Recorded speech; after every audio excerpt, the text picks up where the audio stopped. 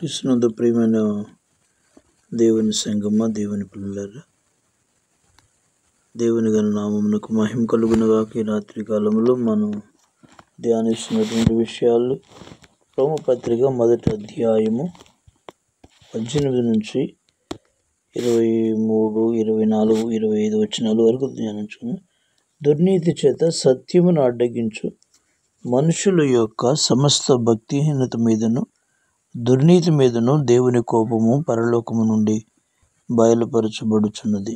ఎందుకనగా దేవుని గూర్చి తెలియశక్యమైనదేదో అది వారి మధ్య విషిద్ధమై ఉన్నది. దేవుడు అది వారికి విషిద్ధపరిచెను. ఆయన అదృశ్య లక్షణములు అనగా ఆయన నిత్యశక్తియు దేవత్వమును జగదుత్పత్తి మొదలుకొని సృష్టింపబడిన వస్తువులను ఆలోచించడం వలన తేటపడుచున్నది. కనుక వారు నిరుత్తరులై ఉన్నారు, మరియు వారు దేవుని ఎరిగి ఆయనను దేవునిగా మహిమపరచలేదు, కృతజ్ఞతాస్తుతులు చెల్లింపను లేదు. కానీ తమ వాదములందు విరుద్ధులైరి, వారి అవివేక హృదయం అంధకారమైన తాము జ్ఞానులమని చెప్పుకొనుచు బుద్ధిహీనులైరి. వారు అక్షయుడగు దేవుని మహిమను క్షయమగు మనుషుల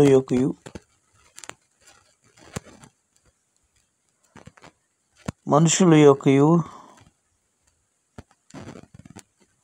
పక్షుల యొక్కయు చతుష్పాద జంతువుల యొక్కయు పురుగుల యొక్కయు ప్రతిమాస్వరూపములకు మార్చిరి. ఈ హేతు చేత వారు తమ హృదయముల దురాశలను అనుసరించి తమ శరీరములను పరస్పరం అవమానపరుచుకున్నట్లు దేవుడు వారిని అపవిత్రతకు అప్పగించును. అట్టి వారు దేవుని సత్యమును అసత్యమునకు మార్చి సృష్టికర్తకు ప్రతిగా సృష్టమును పూజించి సేవించిరి. యుగ యుగముల వరకు ఆయన స్తోత్రార్హుడై ఉన్నాడు. ఆమేన్, ఆమేన్. ప్రియమైన వారలారా, గమనించినట్లయితే దేవుని యొక్క అదృశ్య లక్షణములు గమనించి మనం ధ్యానించుకున్నాం. ఆదికాండము 1వ అధ్యాయము 3వ వచనంలో దేవుడు వెలుగు కమ్మని పలుకగా వెలుగు కలిగెను. వెలుగు మంచిదైనట్టు దేవుడు చూచెను. దేవుడు వెలుగును చీకటిని వేరుపరిచెను. దేవుడు వెలుగునకు పగలనియు చీకటికి రాత్రి అని పేరు పెట్టిన అస్తమయం ఉదయం కలుగా ఒక దినం ఆయన. ప్రియులరా, గమనించండి, వెలుగును సృష్టించినట్లుగా లేఖనాల ద్వారా చూస్తున్నాం. యోహాను సువార్త 1వ అధ్యాయం 9వ వచనంలో కూడా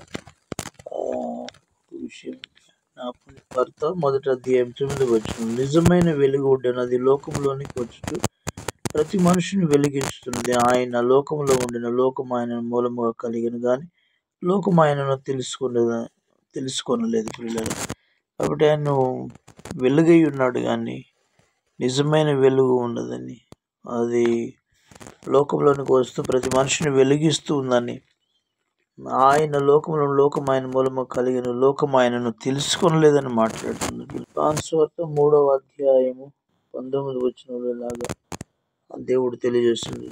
ఆ తీర్పు ఇదే, వెలుగు లోకములకు వచ్చిన కానీ తమ క్రియలు చెడ్డవైనందున మనుషులు వెలుగును ప్రేమింపగా చీకటిని ప్రేమించిరి. అవును ప్రియులారా, వెలుగును ప్రేమించక మనుషులట చీకటిని ప్రేమిస్తున్నారు. తమ క్రియలు చెడ్డవైనందున వారు చీకటిని ప్రేమిస్తున్నారని మాట్లాడుతున్నారు. అవును ప్రియులారా, ఆయన వెలుగును కలుగు చేసిన వాడు, ఆయనే వెలుగై ఉన్నటువంటి వాడు. పిల్లరా, గమనించండి, లోకములోనికి ఆ వెలుగు వచ్చింది కానీ పిల్లరా లోకము గ్రహించలేము. తమ క్రియలు చెడ్డవైన వారు యేసయ్యను గ్రహించలేకపోయారని, ఆయన అదృశ్య లక్షణాలు కనుగొనలేకపోయారని లేఖనం ద్వారా మనం చూస్తాం. రోమపత్రిక 1:20లో కూడా 1:2-10 గమనిస్తున్నాం.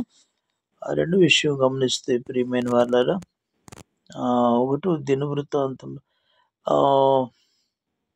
కీర్తన 19:1లో లేఖనాలు ఇలా కీర్తన 19:1, ఆకాశములు దేవుని మహిమను వివరించుతున్నవి, అంతరిక్షము ఆయన చేతి పనిని ప్రచురపరుచుతుంది. పగటికి పగలు బోధ చేయుచున్నది, రాత్రికి రాత్రి జ్ఞానం తెలుపుచున్నది. వాటి భాష లేదు, మాటలు, వాటి స్వరము వినబడుతాడు. కొలలు భూమి అంతటా వ్యాపించిన లోక దిగంతముల వరకు వాటి ప్రకటన బయలు వెళ్ళుచున్న వాటిలో ఆయన సూర్యుని గుడారము వేసింది.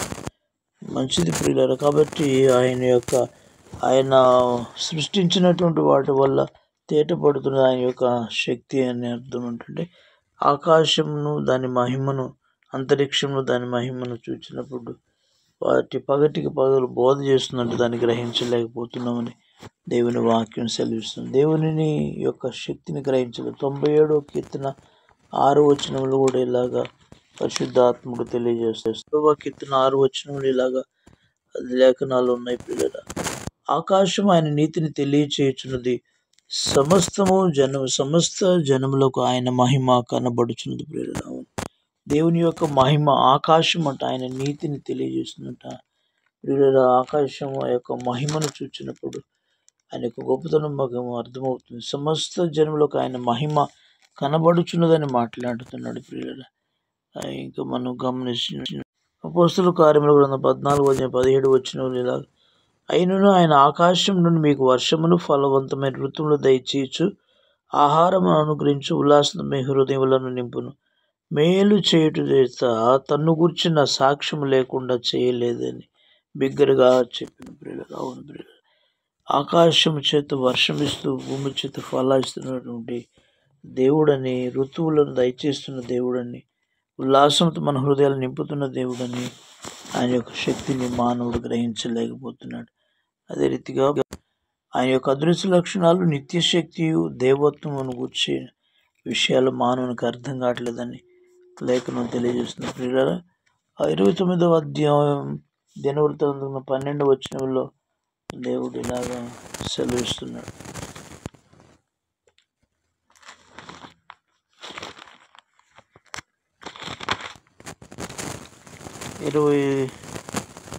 29వ అధ్యాయం 12వ వచనంలో దేవుని లేఖనాలు ఇలా ఉన్నాయి ప్రియులారా, గమనించిన. ఐశ్వర్యమును గొప్పతనములు నీ వలన కలుగును, నీవు సమస్తమును ఏలువాడవు, బలమును పరాక్రమమును నీ దానములు, హెచ్చించు వాడవు, నువ్వు అందరికి బలమిచ్చు వాడవు నీవే.